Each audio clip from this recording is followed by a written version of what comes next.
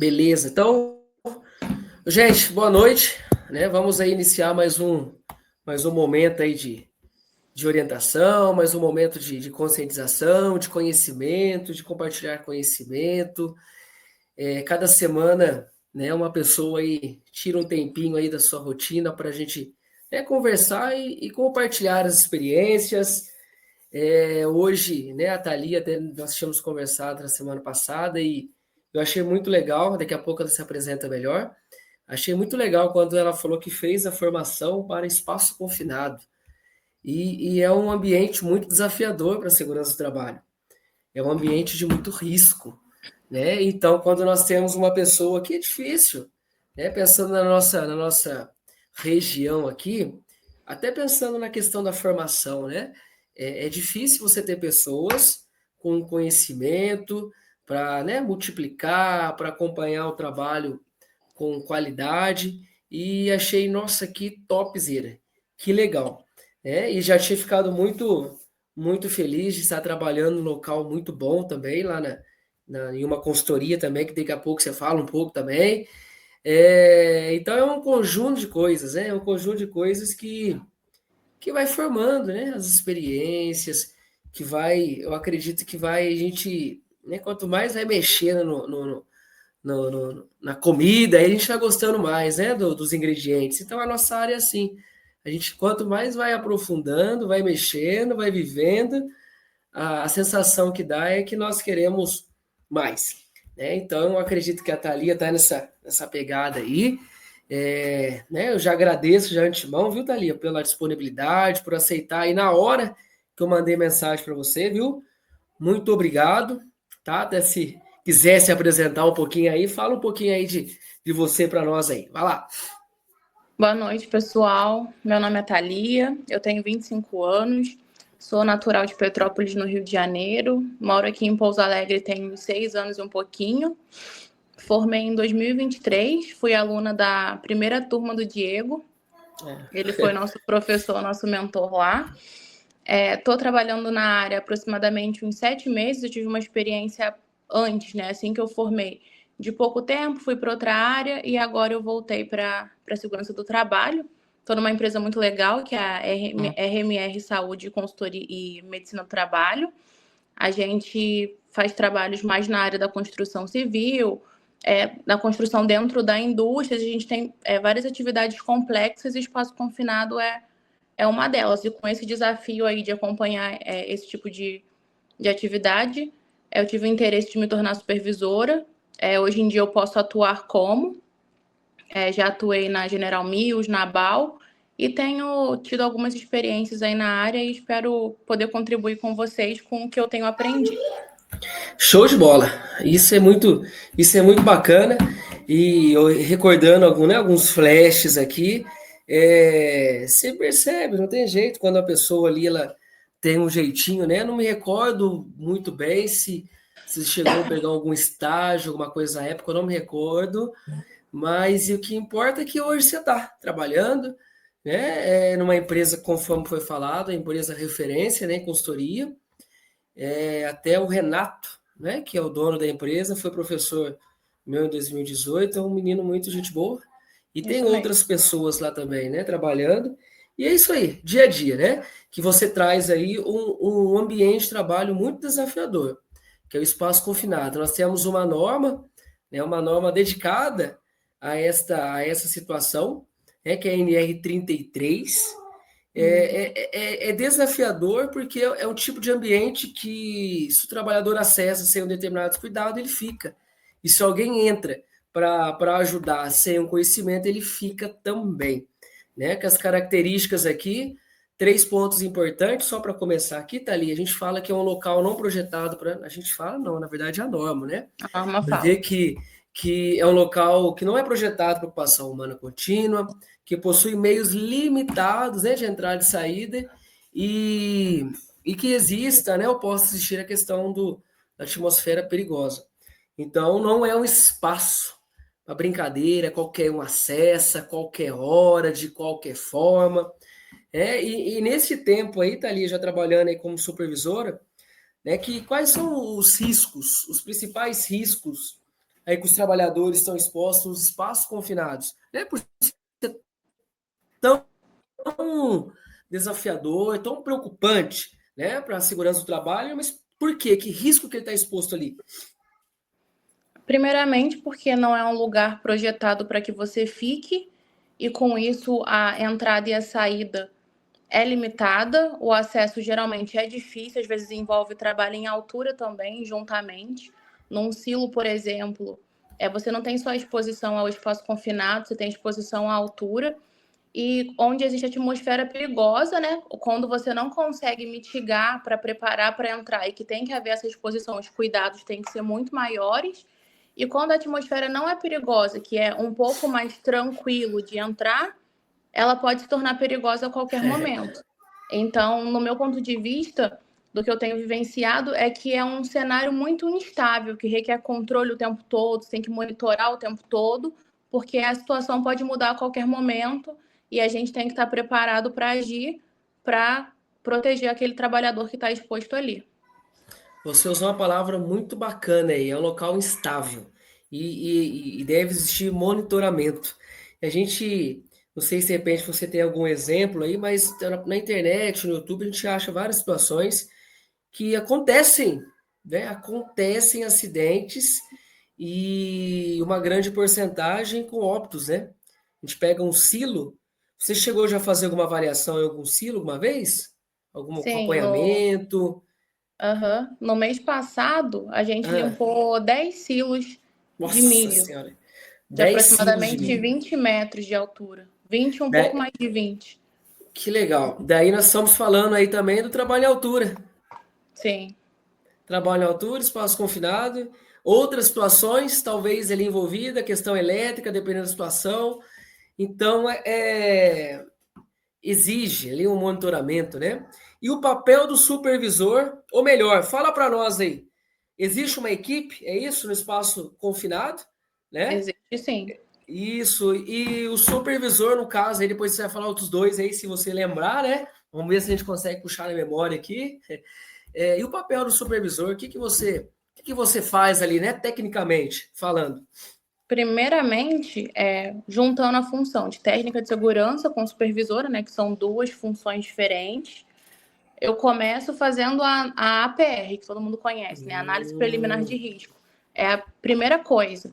E baseado nela, a gente tem que elaborar um plano de resgate para o trabalhador acessar, porque a gente não pode simplesmente colocar ele lá dentro sem saber o que fazer numa situação de emergência. E a partir disso a gente consegue constituir uma equipe, né?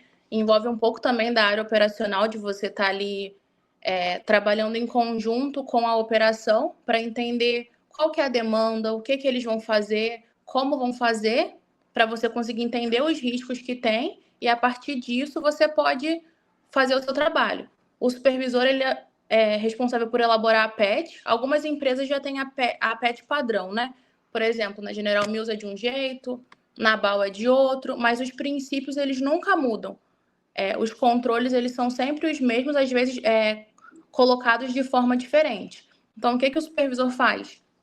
Emite a PET, controla a atmosfera, prepara a equipe, confere o plano de resgate. A atividade é bem complexa. Então, a gente começa fazendo a aferição da atmosfera com multigás. E antes disso, a gente tem que saber que tipo de atmosfera explosiva é aquela. Num silo, por exemplo, tem a exposição a vapores orgânicos, tem exposição à fosfina. E o multigás, que mede 4 gases, ele não identifica. Então, a gente precisa de um medidor específico. Então, o cuidado que a gente tem que ter quando a gente vai liberar uma atividade de espaço confinado e fazer a avaliação da atmosfera é saber qual que é a possibilidade de gases que podem existir ali, né? Você não pode pegar o mais comum lá, que mede hidrogênio, carbônico, oxigênio e os gases que são letais, inflamáveis, e achar que está tudo certo. Você precisa entender que tipo de exposição que tem ali, para a partir disso você saber qual o medidor correto que você vai usar. Os que eu mais tenho visto é o 4 gases mesmo, que é a maioria dos espaços, mas com a particularidade, por exemplo, da fosfina, que é um elemento que é utilizado para conservar os grãos dentro de silos, né? É mais para a área alimentícia, e o 4 gases não detecta. Então já teve Já teve situações que eu coloquei o 4 gases lá e estava tudo bem. Quando eu coloquei o medidor de fosfina, estava acusando. Então, a gente tem que fazer o quê? Ventilar o ambiente, ventilação mecânica. A gente não pode permitir que o colaborador entre. Não sei se vocês sabem, mas a fosfina, ela é tóxica. Em poucos minutos, segundos, o colaborador ele pode apagar. E aí ele pode ou acordar, ele pode não acordar nunca mais, ele pode morrer, entendeu? Tem várias situações no meio disso e que se a gente não prevenir certinho antes dele entrar, ele vai ser exposto, como você falou no início, ele entra e provavelmente ele não vai sair. Exatamente, olha aí. Quanta informação rica, né? Porque uma das nossas ideias com esses vídeos é trazer isso aí para o aluno recém-formado, o cara que quer voltar para a área e etc. Né? Então, você trazendo aí uma situação tão importante, a responsabilidade do supervisor, né? De acompanhar ali o trabalho, né? De fazer a liberação na PET. Mas aí, antes de fazer uma pergunta aqui, eu vou mandar uma aqui que o Marcelo me mandou. Deixa eu ver se dá para entender aqui. Beleza, ó, lá no momento que você está fazendo a PET, depende até uma situação que se você já pegou, você compartilha aí. E o trabalhador, ele não se encontra apto no momento, né? De repente, o trabalhador, quanto o ambiente não está apropriado para o trabalho. O supervisor, ele tem como responsabilidade, ele tem como força ali de não permitir a entrada dele, ele pode fazer isso? Já aconteceu alguma situação semelhante a essa, Thalia? Sim, é. Sempre que tem. Quando fala que a atmosfera não está preparada, geralmente é porque tem algum gás tóxico ou porque falta uma equipe de resgate qualificado, porque o colaborador não tem treinamento. E como é o supervisor que emite a PET, libera a PET, ele tem toda a autonomia de bloquear a atividade. Inclusive, na norma, no item 33.3.3, na letra. Estava até aberto aqui. Na letra E, fala que cancelar os procedimentos de entrada em trabalho quando necessário. Então, nesse caso, se encaixa. Né? Nesse item da norma que eu citei, tem todas as atribuições do supervisor. Então, ele emite a PET. Então, se eu emito um documento onde eu me responsabilizo, eu sou responsável pelo monitoramento. Logo, eu tenho todo o direito e dever de impedir qualquer situação de risco. Então, pode sim. Ah, show. Nossa, show de bola. Muito legal, né? Trazendo aí o embasamento técnico. Porque de repente a gente ouve se tudo na segurança, né? Ah, tem que fazer, é urgente, mas se eu não fazer, não, parou tudo. Né? O risco de liberar um trabalho que não está apto, né, para ser realizado, na verdade, nós estamos praticamente criando um novo problema. Então, é uma responsabilidade muito grande, é muito importante conhecer isso aí. Daí, aqui, Thalia, outra coisa bacana que a norma traz para nós, quanto à questão da identificação do espaço confinado, né? A empresa ela tem ali com o seu responsável fazer a identificação. Estes espaços, quando vocês, né, realizam um trabalho de consultoria voltado para confinados, realmente são identificados, já possuem, na maioria das vezes, já possuem um trabalho ali que vai favorecer o seu serviço, ou você pega muita coisa ali do zero, né, sem nenhum levantamento de risco daquele local, por exemplo, ou na maioria das vezes já está sinalizado, já possui um sistema, a equipe já está apta, a equipe de emergência, por exemplo, né, da empresa, por exemplo, ela já está preparada ou muitas vezes a realidade é um pouco diferente? Assim, claro que a realidade ela diverge um pouco da Sim, teoria, né? E esse é um desafio muito grande da é, nossa profissão, mas algumas coisas não são negociáveis. Por exemplo, a identificação do espaço confinado, ela também é normativa. E o responsável por fazer isso é a empresa que vai expor o trabalhador àquele local. Então, ela tem que classificar o espaço, ela tem que identificar, tem que ser sim, possível o rastreio, tem que adaptar o modelo da PET ao espaço confinado, porque não é porque é espaço confinado que o documento vai ser o mesmo em todo lugar, as coisas vão mudando. Então, é sim. obrigação da empresa identificar o espaço confinado. Eu já vi situações em que não se tinha numeração no espaço confinado. Aí, nesse Olha, momento, o que que a gente faz? A gente chama o nosso contratante, que contratou o nosso serviço, e conversa sim, com ele, que precisa ter a numeração. Às vezes, essa é uma questão sim, que consegue resolver rápido, às vezes não, mas geralmente os espaços confinados, eles já são conhecidos e eles já são acessados, e falta somente o número. Claro que essa é uma sim, falha, é um erro, sim, mas acontece. Muito pouco, né? sim, Geralmente já tem as plaquinhas de identificação lá, espaço confinado, falando sobre o risco de morte e entrada, para entrar somente com permissão, mas um ou outro sim. não tem. Perfeito. Você trazendo, né, mostrando autoridade no que falar, mas fala para nós aí, compartilhando, né? Até para tranquilizar todos. Porque olha, nossa senhora, olha como que ela está falando, tal. Mas Thalia, seja bem sincero, se você pega a sua primeira avaliação, né, o seu primeiro momento de liberação, o seu primeiro preenchimento de uma PET, quanto à atual, você percebe lá nos primeiros momentos algumas falhas, algumas coisinhas que hoje você já é tranquilo? Sempre no Sim. começo é desafiador, né? Não é simples liberar uma pet. Mas o que você percebe aí, ó? Compartilhe com a gente o que você fala. Nossa, olha, lá no começo, na primeira vez, nossa, eu deixei acontecer isso. Mas agora, ó, tá em cima.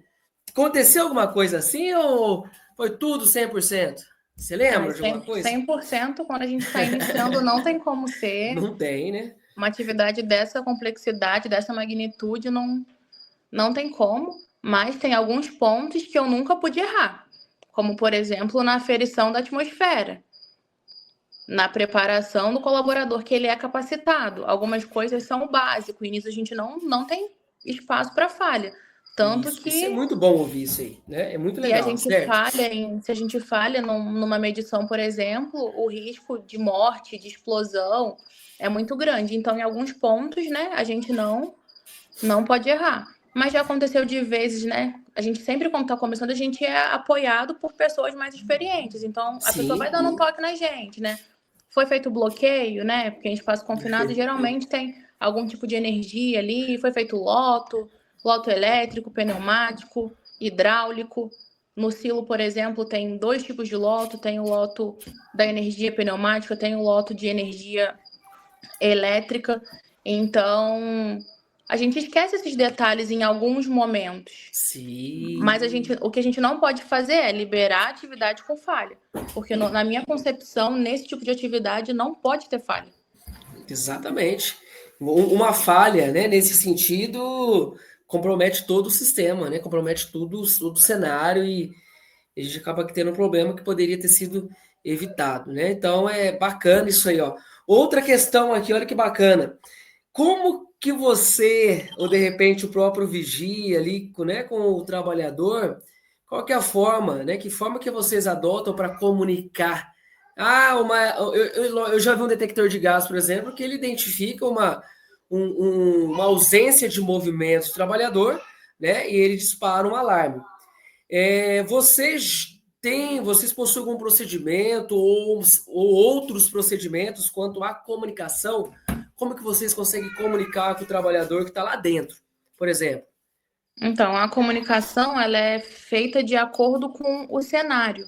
Nessa semana, Certo. por exemplo, a gente estava acompanhando uma atividade em um forno, onde o colaborador deitava numa chapa e ele Sim, precisava lixar a superfície, todas as superfícies dentro do forno, com uma lixadeira na mão. Então, naquele caso, não era possível o uso, por exemplo, de rádio de comunicação. Inclusive, rádio de comunicação dentro de espaço confinado tem que ser antifaiscante, porque ele não pode produzir faísca, centelha, fagulha, sim, porque o risco de explosão é muito grande. Então, assim, depende.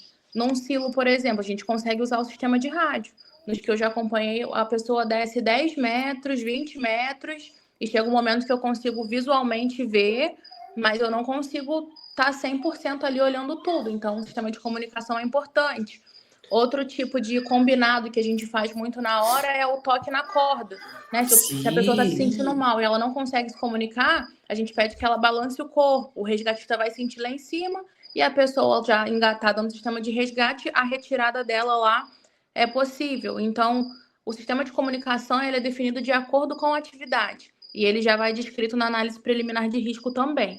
no momento que a gente explica para os colaboradores como vai ser feito, a gente define junto o sistema de comunicação, a gente tem que treinar sobre aquele sistema de comunicação para que ele seja eficiente na hora do contato. É crucial. Nossa, show de bola. Novamente, né, é um trabalho que exige muito cuidado, uma falha, coloca em risco a segurança, a integridade do trabalhador, mas neste período aí, ó, acompanhando os espaços, estudando, né, você já conhece alguma tecnologia, né, ou já foi apresentado, aí pesquisando, algo, né, alguma tecnologia que ajude a reduzir os riscos nesses espaços? Você tem conhecimento, já trabalhou com algum dispositivo, né, alguma coisa, voltado para a tecnologia, né, para reduzir ali a exposição, evitar a exposição muitas vezes do trabalhador. Você já chegou a ver alguma coisa disso aí já ou não? Olha, nas indústrias que eu atuei em Pouso Alegre até o momento, eu não vejo muita tecnologia presente. Eu acho até que é uma falha, porque já tem muita evolução, né? Sim. E eu acho que ainda é muito feito na maneira que a norma cita mesmo, como tudo começou lá nos primórdios e foi melhorando, claro, mas não vejo tanta tecnologia, por exemplo, como no desenvolvimento de uma máquina, de um setor Sim, produtivo. Eu acho que falta bastante disso. falta bastante, exatamente. Ó, encaminhando para o final, né, uma perguntinha muito legal, até que foi colocado para mim aqui, que lembra, existe uma história que a área de segurança ela era, né, dominada pelo público homem e hoje nós temos um cenário completamente oposto.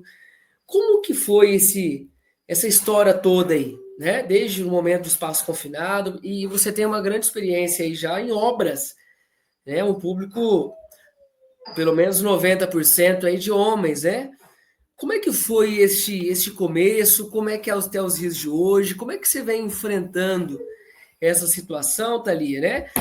Lembrando que hoje a gente olhar os estudos, hoje a gente verifica uma grande quantidade do público feminino dentro da área, e isso é muito bacana, né? Mas você pode compartilhar conosco aí dessas experiências, né? O que que você sentiu, como que você, né, pensa a respeito disso, e também, né, que sirva também um conselho para a galera, que a gente tem um público feminino até maior que o masculino estudando. E muitas vezes ainda pensa essas coisas, né? A gente Uhum. traz esse cenário e tudo mais, mas uma pessoa na prática, bem, de repente, pode contribuir ainda mais, né? Igual você aí que você já está trabalhando, firminho, né? Muitos desafios. O que que você queria dizer aí, né, nessa situação sobre, né, a área de segurança do trabalho aí sendo habitada, né, pelo público feminino? Então, eu acho que é uma profissão que durante muito tempo foi majoritariamente masculina, mas Sim, que esse tabu vem sido quebrado com a atuação de mulheres como eu, como as que estão estudando no mercado de trabalho. A gente tem a mesma capacidade técnica do que um homem, o nosso exatamente. posicionamento, né, perante as frentes de trabalho, às vezes ele é sim um pouco mais difícil ali com os operários. Você tem que se posicionar de maneira firme, mas eu não acredito que nos dias atuais a questão de gênero influencie tanto como influenciava talvez nos anos 2000, 1900 e alguma coisa.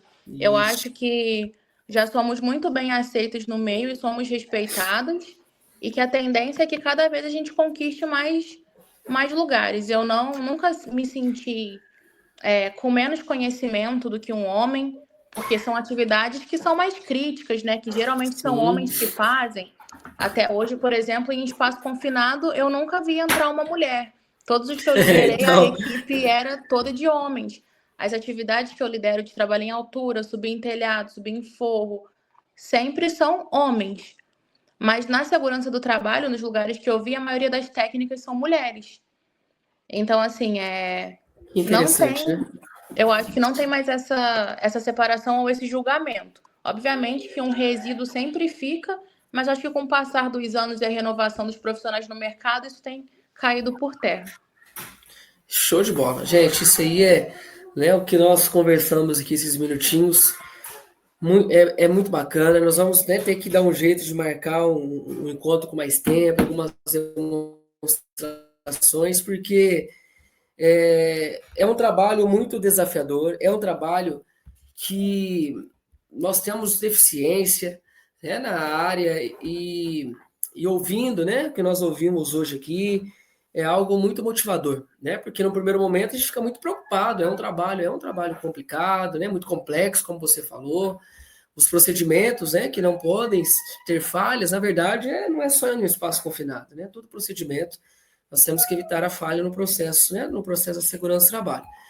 É, se deixar aqui, né, igual toda semana, se deixar a gente conversa, mas eu vou fazer a última aqui, ó. Chegou de novo esse Marcelo aqui. Vou ter que mandar uma mensagem para quem que é esse rapaz. Deixa eu te falar aqui, ó. Sobre, deve ser brigadista aqui, ó. Sobre equipe de emergência. O espaço confinado exige uma formação além da brigada orgânica. Isso mesmo, né? Sim. Porque é uma exigência muito grande, né, Thalia? Precisar socorrer uma pessoa dentro de um ambiente, né, uma formação básica, muitas vezes, por exemplo, a da brigada, ela não é suficiente. Você já teve alguma situação que precisou acionar a emergência alguma vez? Não, não teve, mas empresas que eu atuei, né? Eu atuo dentro de grandes indústrias, mas prestando serviço para terceiros. Sim, E sim. esses terceiros, eles já têm as equipes de resgate, que são os resgatistas, que são qualificados em NR33, treinamento Isso. específico para espaço confinado, e NR35, para trabalho em Sim. altura. Alguns têm APH, que é o atendimento pré-hospitalar, mas não é uma exigência dentro das indústrias, porque se a gente consegue tirar o colaborador, a empresa geralmente tem o bombeiro civil e ela tem também o ambulatório atuando ali, onde tem enfermeiras, às vezes Atuação. médicos, e eles conseguem dar prosseguimento. A obrigação da equipe ali no espaço confinado, a equipe de resgate, é o treinamento de resgatista em NR33. E se envolver trabalho em altura, NR35. A partir disso, a gente tem que ter um Isso. plano de resgate muito bem elaborado, não é só um papel que a gente escreve lá, tira da nossa cabeça, a gente tem que visitar a área, a gente tem que criar cenários e passar para o papel as possibilidades de resgate e na hora do acidente a gente conseguir fazer o resgate com sucesso, tirando a vítima dali com segurança. Ah, sim, Então, a equipe sim. de resgate do espaço confinado é com resgatista, qualificado em NR33. E aí o dimensionamento do tamanho da equipe é de acordo com a atividade. Se eu tenho um entrante, quantos resgatistas eu preciso? Se vai entrar 5 pessoas lá, o cenário já é outro. Só o resgatista é Sim. suficiente? Eu preciso de mais auxílio para poder puxar essas pessoas? Qual que vai ser o sistema de resgate? 4 por 1? Corda guia? O que a gente vai fazer? Então, é avaliado ali de acordo com o cenário em si e a equipe de resgate tem que ser treinada e qualificada. A brigada orgânica não consegue atuar. Pode conseguir auxiliar ali em algum momento, mas tem que ter o resgatista para liderar o resgate. É até um requisito normativo também. Show de bola, exatamente. Estou observando aqui, né? O que traz a NR33 é justamente isso. A equipe de emergência e salvamento é um treinamento específico, né? Que a norma traz para nós conforme o plano de emergência, 24 horas ou 32 horas, observando o nível profissional do resgatista. E o treinamento, ele fala conforme previsto na NR1, né? Quando identificado situações. Então, em resumo, a NR33 é necessário conhecer, né, o espaço, fazer um estudo da equipe e o trabalho que vai ser realizado para determinar, então, a equipe mais assertiva, né, uma equipe à disposição no caso de emergência, uma equipe para Capacitada. acompanhar todo o serviço, né? Exatamente. Olha, Thalia, novamente, né, eu agradeço muito aí pelo tempinho, né, pelo tempo que você dedicou. Continue nessa pegada, continue aí, né, se preparando. O mercado, bons profissionais, você sabe muito bem disso, você está na consultoria, né, visitando vários locais, você sabe que o mercado ele precisa muito de pessoas competentes. Então, para quem se esforça, para quem estuda, né, para quem assume desafio, igual você assume aí, a tendência é o sucesso cada vez mais, né? Então, Parabéns aí, viu, pelo trabalho que você anda, né? Que você está prestando na RMR, não é isso mesmo, né? Isso, RMR. RMR. Com toda certeza, aí, os procedimentos que você fez, você evitou muito transtorno, muito acidente, né, graves, fazendo ali o bem feito que você trouxe para nós, seguindo sempre a NR33, seus itens, e dar seguimento e continuar, né? Continua aí estudando, aprendendo cada vez mais, tá bom? Então, agradeço aí pela sua disponibilidade e vamos, numa próxima vez aí, tratar mais assuntos, porque foi legal, viu? Muito obrigado, tá? Se tiver alguma coisa, Obrigada eu. Fico à certo? disposição, gostei muito. É muito bom a gente falar. Quando a gente fala, a Legal. gente também aprende. E fico à disposição aí Exatamente. para a gente falar de mais temas, falar de trabalho em altura, Isso. falar de trabalho a quente, para o que Show de bola. precisar. Estamos aí para as meninas Beleza. que estão estudando e têm medo, não tenham, só vão, porque o mercado está aí defasado de mão de obra e com muita vaga em aberto. Show Então, de bola. só precisa da nossa capacitação mesmo e da nossa coragem para ir. Perfeito. Aqui o Gu, Daniela, Nicolas, Marcelo, Indiara, Roberta, né? Vocês aí, muito obrigado também de participar, né? De compartilhar esse momento. O vídeo eu vou deixar à disposição no YouTube, assim que baixar aqui, eu já subo ele para o YouTube, coloco o link para vocês, e que fique isso. Na dúvida, a Thalia trouxe muito bem aí os pontos importantes. Então, só voltar no vídeo aí e pegar os itens, tá bom? Thalia, muito obrigado, boa noite e até a próxima, viu? Valeu! Falou, obrigada, boa noite, Até tchau. mais, valeu, tchau.